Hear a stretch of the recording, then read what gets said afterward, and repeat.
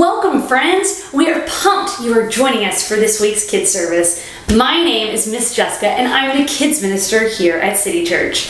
Today, we'll keep on diving into the Sermon on the Mount. We'll worship with my family and be hearing from our very own Miss Denise. Are you ready? Let's get started!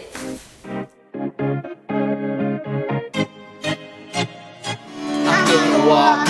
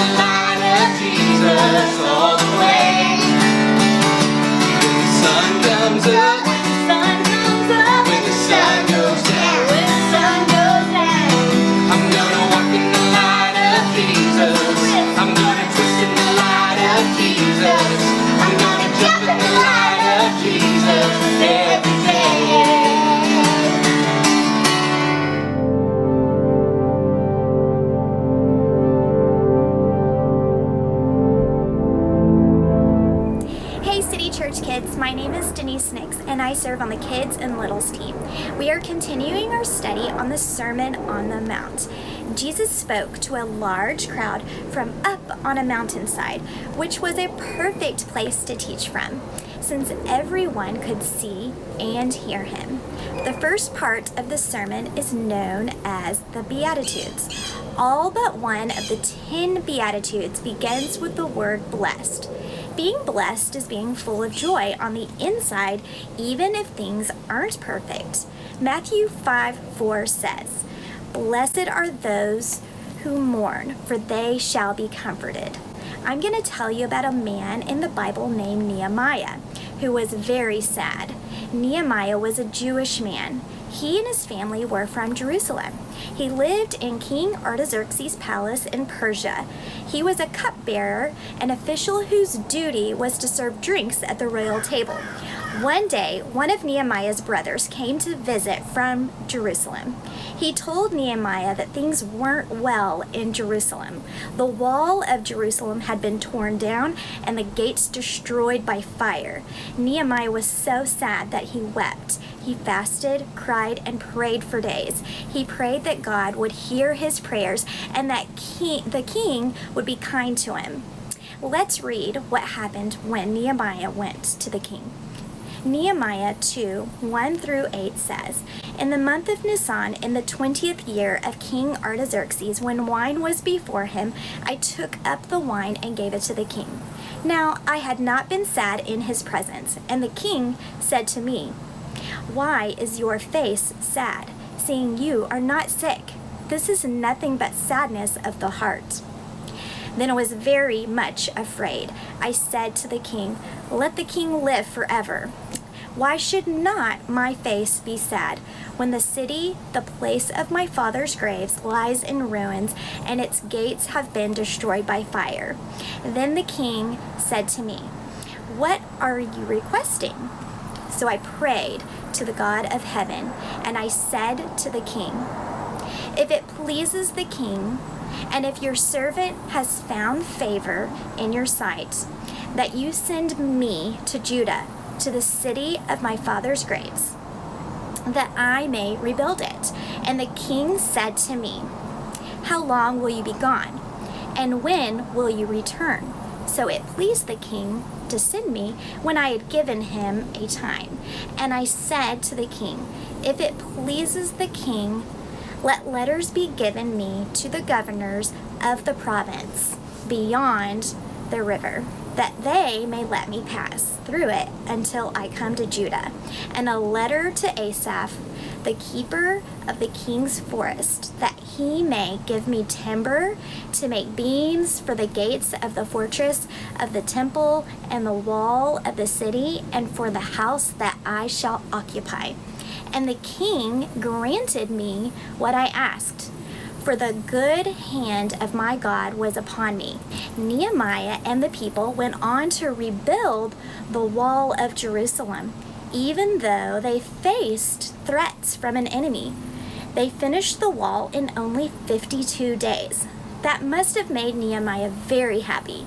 Nehemiah was far away from home when he heard the sad news about Jerusalem.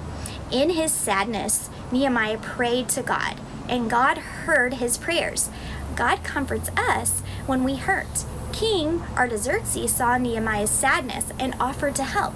We can be like the king and help those who have experienced loss, such as people who have lost their homes. Let's take a minute to answer some questions. What does it mean to you that Nehemiah turned to God for comfort in his sadness? When have you turned to God for comfort? And what are ways we can bring comfort to people who are hurting?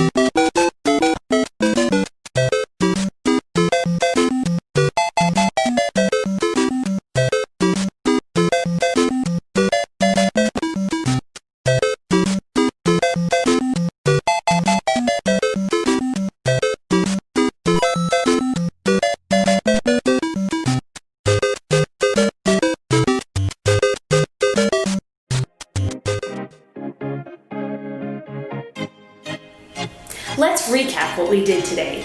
We sang a worship song called I'm Gonna Walk that talked about the need to walk each day living our lives for Jesus. We challenged our minds and played a pixel perfect game, and we learned that God comforts us when we are hurting. When we are sad, our hearts can feel broken or even crushed. But Jesus taught his followers that when we feel that way, God is near. He cares deeply for us. Our verse this week is Isaiah 41:10. Don't be afraid, for I am with you. Don't be discouraged, for I am your God. Friends, this verse is reminding us who is always with us. And who is that person? God. Just like Jesus said he is near to those hurting, this verse proclaims it. Let's say that verse one more time together. Don't be afraid, for I am with you. Don't be discouraged, for I am your God. Isaiah 41:10. Friends, I hate to say goodbye, but that's all the time we have for this week. I hope you'll join us next week for another edition of City Church Littles and Kids Online. Bye!